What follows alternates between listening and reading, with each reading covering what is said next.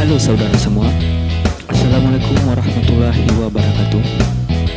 Berjumpa kembali dengan saya. Kali ini saya menyajikan sesuatu yang berbeda. Kebetulan hari ini saya berada di Masjid Raya Sumatera Barat, tepatnya di Ranah Minang yang terletak di Kota Padang.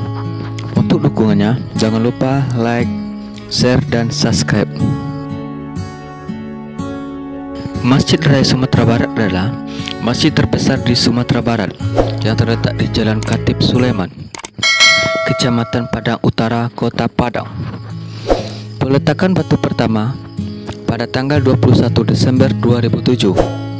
Pembangunannya tuntas pada 4 Januari 2019 dengan tinggi maksimal 47 meter atau setara dengan 154 kaki. Memiliki satu menara setinggi lebih kurang 85 meter atau setara dengan 279 kaki. Konstruksi masjid terdiri dari 3 lantai. Ruang utama yang dipergunakan sebagai ruang sholat terletak di lantai atas. Memiliki teras yang melandai ke jalan. Denah masjid berbentuk persegi yang melancip di 4 penjurunya, mengingatkan bentuk bentangan kain ketika 4 kabilah suku Quraisy di Mekah berbagi kehormatan memindahkan batu Hajar Aswad. Bentuk sudut lancip sekaligus mewakili atap bergonjong pada rumah adat Minangkabau. Gagasan pembangunan Masjid Raya Sumatera Barat bergulir sejak 2005. Setelah pemilihan lokasi, pemerintah Provinsi Sumbar menggelar sayembara membuat rancangan masjid. Sayembara diikuti oleh 323 peserta dari berbagai negara. Sebanyak 71 desain masuk dan selanjutnya diseleksi oleh Dewan Juri. Pemenang utama sayembara diumumkan pada September 2006 dan hasil sayembara dimenangkan oleh tim yang diketuai arsitek Bapak Rizal Muslimin. Sumber dikutip dari Wikipedia. Masjid Raya Sumbar menampilkan arsitektur modern yang tak identik dengan Kubah. Menurut sejarawan Universitas Islam Negeri Imam Bonjol Padang, Bapak Sudarman, masjid ini sangat mengakomodasi arsitektur lokal, terutama gonjong dan ragam hias rumah gadang.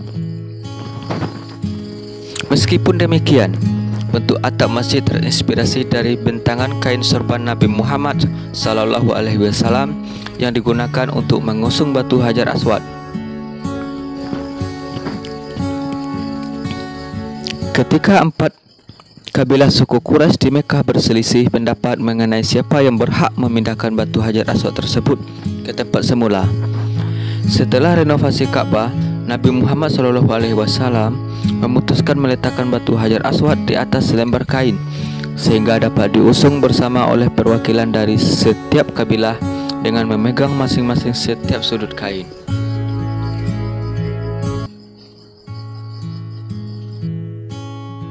Masjid Raya Sumbar diresmikan pemakaiannya pada tanggal 14 Februari 2014 oleh Gubernur Sumatera Barat Bapak Profesor Dr. Haji Irwan Prayitno, MSc Psikolog. Masjid ini juga memenangkan penghargaan Abdul Latif Al-Fauzan Awards atau disingkat dengan AFAMA pada tahun 2021 lalu. Sebagai peraih penghargaan masjid terbaik dengan arsitekturnya yang keren, menjadikan masjid ini masuk dalam nominasi masjid terbaik di dunia di tahun 2022. Penghargaan ini merupakan ajang untuk menampilkan karya dan desain masjid dari negara-negara dengan penduduk-penduduk muslim di dunia. Peletakan batu pertama Masjid Raya Sumatera Barat dilakukan pada 21 Desember 2007 oleh Gubernur Sumbar waktu itu, Bapak Gamawan Fauzi. Pengerjaan Masjid Raya Sumbar sendiri dilakukan dalam beberapa tahap yang sempat terkendala karena hanya mengandalkan dana APBD. Ada beberapa faktor yang membuat desain Masjid Raya Sumbar ini berbeda dari yang lain.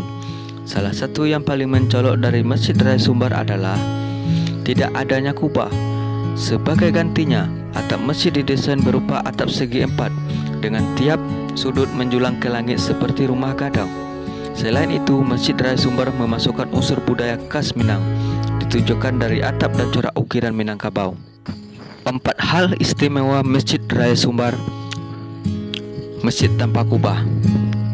Jika Anda berkunjung ke Sumatera Barat, cobalah untuk mengunjungi Masjid Raya Sumbar. Masjid ini memiliki beberapa keunikan yang membuatnya menjadi masjid ikonik di wilayah Sumbar, sekaligus menjadi daya tarik wisata Sumbar. 1. Masjid tampil tanpa kubah. Hal yang paling mencolok dari Masjid Raya Sumbar adalah tampil tanpa kubah. Tampilan masjid tanpa kubah ini merupakan representasi wujud falsafat adat Basandi Sarak Basandi Kitabullah, yang berarti adat yang didasarkan ditopang oleh syariat agama Islam berdasarkan Al-Quran dan Al-Hadis. 2. Masjid tahan gempa. Masjid Sumbar yang berlokasi di jantung kota Padang, tepatnya di Jalan Khatib Sulaiman dan Jalan Ahmad Dahlan ini didesain sebagai masjid tahan gempa. Masjid ini dibangun di atas lahan sebesar 40.343 meter persegi dan mampu menampung 20.000 jamaah. 3. Mengusung budaya Minang. Masjid Raya Sumbar selain atapnya yang mirip rumah gadang, juga memiliki corak ukiran Minangkabau di dinding-dindingnya.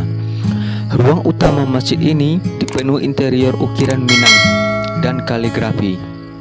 Bagian mihrabnya seperti Hajar Aswad dan terdapat ukiran Asmaul Husna berwarna emas.